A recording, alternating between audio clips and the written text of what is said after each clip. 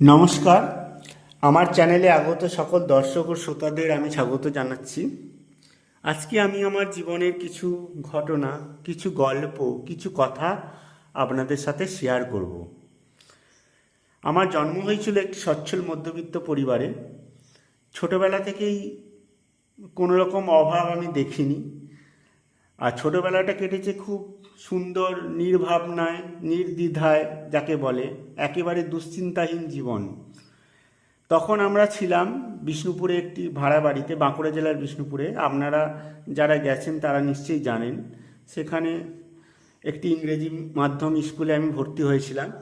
তো সেখানে স্কুলের বন্ধুবান্ধব হয়েছিল কিছু।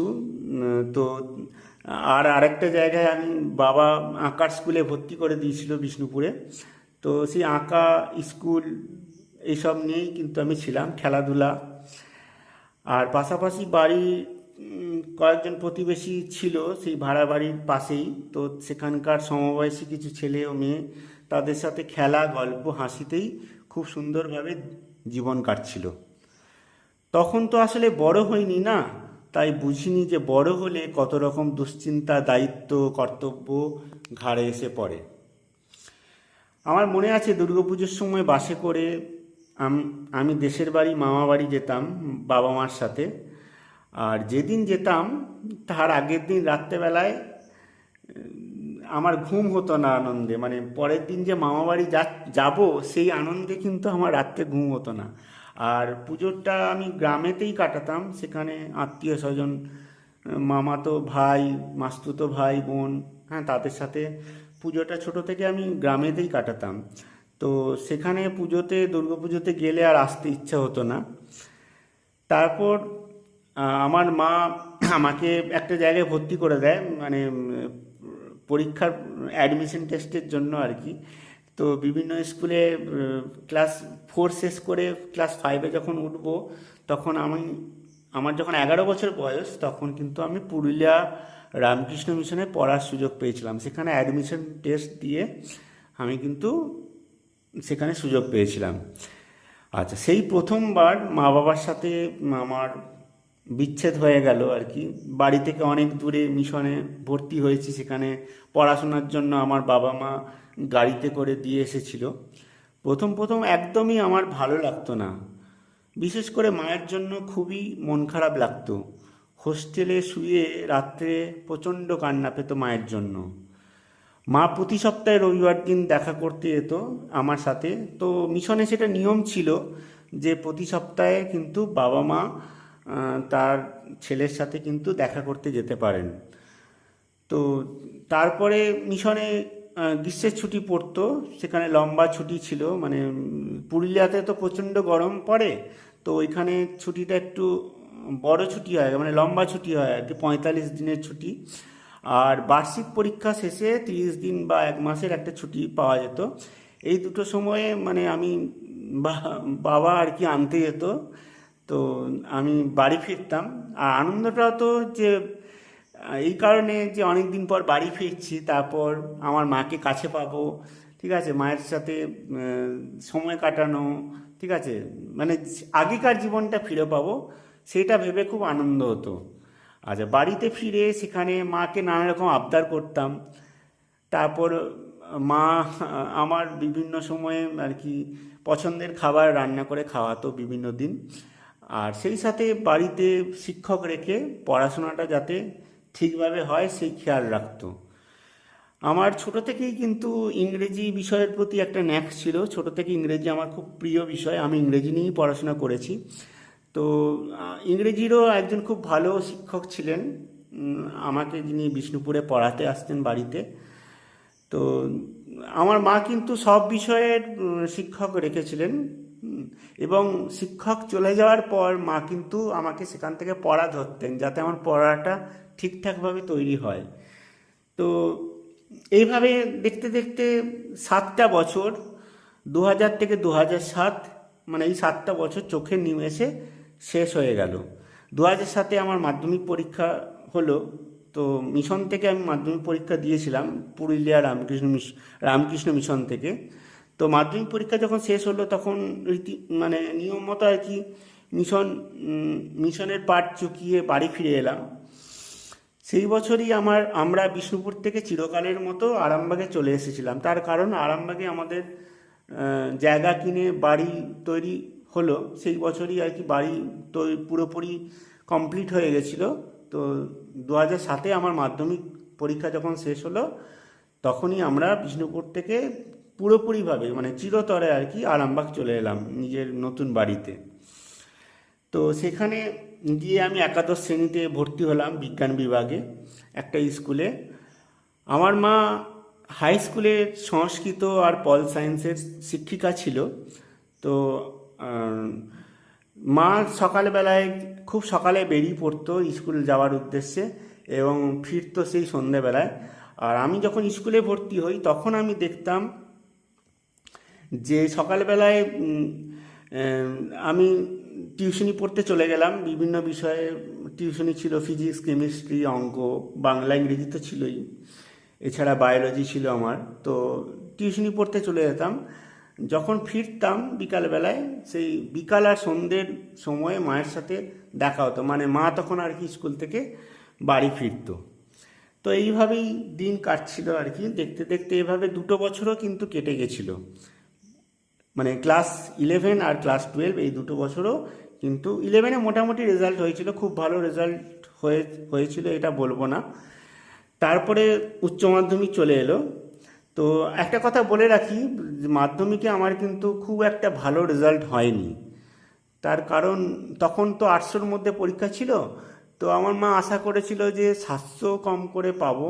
তো 700 থেকে কিছু নাম্বার আমার কম হয়েছিল বলে মানে মা ততটা আর কি খুশি হয়নি। তো মাকে আমি কথা দিয়েছিলাম যে উচ্চ মাধ্যমিকে আমি ভালো রেজাল্ট করে দেখাবো। তো সেটাই আমি করেছিলাম আর কি। 2009-এ আমার উচ্চ মাধ্যমিক হয়।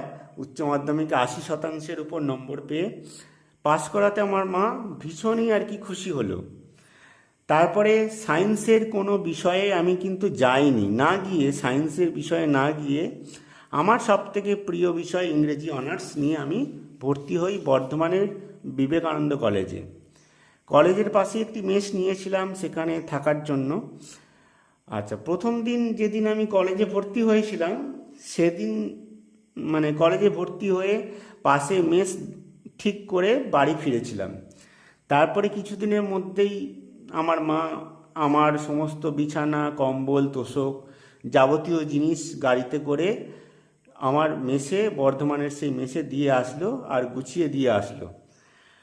2009 সালে উচ্চ মাধ্যমিকের পর ফার্স্ট ইয়ারে ভর্তি হই। তো তখন ভর্তি হয়ে তখন একটা অন্যরকম জীবন, মানে নতুন কলেজ জীবন শুরু হচ্ছে। তখন যেন আমি যেন একজন মুক্ত পাখি। তারপর প্রথম মোবাইল ফোন হাতে পেয়েছিলাম, যদিও তখন কিন্তু স্মার্টফোনের চল অতটা ছিল না। দেখতে দেখতে প্রথম বর্ষের পরীক্ষা চলে এলো, একটা বছর ঘুরতেই পরীক্ষা চলে এলো। মা তখন আমাকে প্রথম বর্ষের পরীক্ষা দিতে মানে নিয়ে গেছিলো গাড়িতে করে। সেন্টার পড়েছিল বর্ধমান রাজ কলেজে। তো সেখানে আমার মা কিন্তু আমাকে নিয়ে গিয়েছিল পরীক্ষা দেওয়াতে। তো পরীক্ষা মিটে যাওয়ার পর আবার রীতিমতো সেকেন্ড ইয়ারে পড়াশোনা শুরু হয়েছিল, সেটাও ভালোভাবে কাটলো। কিন্তু সেকেন্ড ইয়ারের শেষে একটা বিশাল বড় অঘটন ঘটলো আমার জীবনে। সময়টা তখন 2011 সাল। সেই 2011 সালের আগস্ট মাসে আমার মায়ের ক্যান্সার ধরা পড়লো, তাও আবার 4th স্টেজ ক্যান্সার। মানে তখন আমি যে জীবনটা যে এরকম হয়ে যাবে আমি কখনো কল্পনাই করতে পারিনি। যে আমার মাকে যে আমাকে হারিয়ে ফেলতে হবে সেটা আমি কিন্তু মানে একবারের জন্য হলেও আমি স্বপ্নেও কিন্তু আমি এই কথাটা কোনোদিন ভাবিনি। তা যাই হোক, সেই পরিস্থিতি মোকাবিলা করার জন্য আর কি আমরা চিকিৎসা শুরু করলাম মায়ের।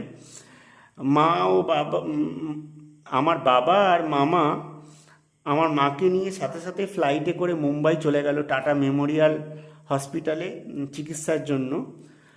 প্রথম অবস্থাতেই আমার মায়ের খুব বাড়াবাড়ি হয়ে গেছিলো, আইসিইউতে ভর্তি ছিল। প্রথম প্রায় 10-12 দিন আইসিইউতে ভর্তি ছিল। তার কারণ হচ্ছে মায়ের হার্টে জল ঢুকে গেছিলো। যাই হোক, সেখান থেকে প্রাথমিক অবস্থায় চিকিৎসা সম্পূর্ণ করে আমার মা বাড়ি ফিরল কিছুদিন পর।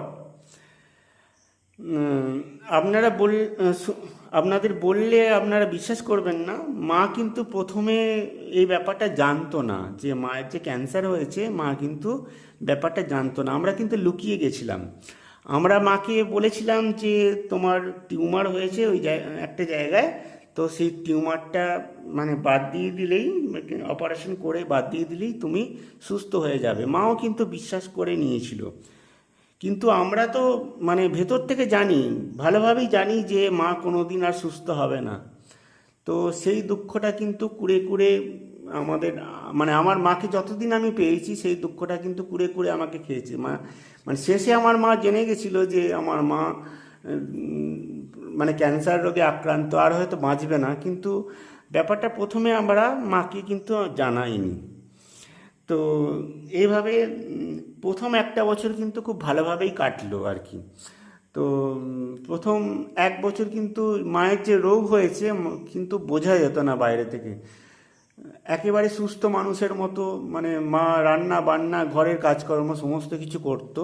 কিন্তু একটা বছর পেরোনোর পর থেকে কিন্তু ক্যান্সার রোগটি তার নিজের মানে স্বরূপ দেখাতে শুরু করলো। দ্বিতীয় বছর থেকে মা অসুস্থ হতে শুরু করে, মানে নিজের ক্যান্সার তার নিজের রূপটা দেখাতে শুরু করে। অবশেষে 2013 সালের 26শে জুলাই আমার মাকে চিরকালের জন্য আমরা হারিয়ে ফেলি আর কি। তো এটা ছিল আমার জীবনের গল্প। এখন কি অবস্থায় আছি, মানে অনেক দিন হলো, প্রায় 13 বছর হলো আমার মা আমার সাথে নেই। তবে মায়ের স্মৃতি কিন্তু এখনও আমার সাথে রয়েছে। মানে এমন একটা দিনও যায় না যে আমি আমার মায়ের কথা মানে মনে পড়ে না আমার। তো এটা ছিল আমার জীবনের একটা গল্প। তো আপনাদের সাথে শেয়ার করলাম। যদি ভালো লাগে আপনারা শুনবেন এবং বন্ধুদের সাথে এবং আত্মীয়দের সাথে আপনারা শেয়ার করবেন। ধন্যবাদ।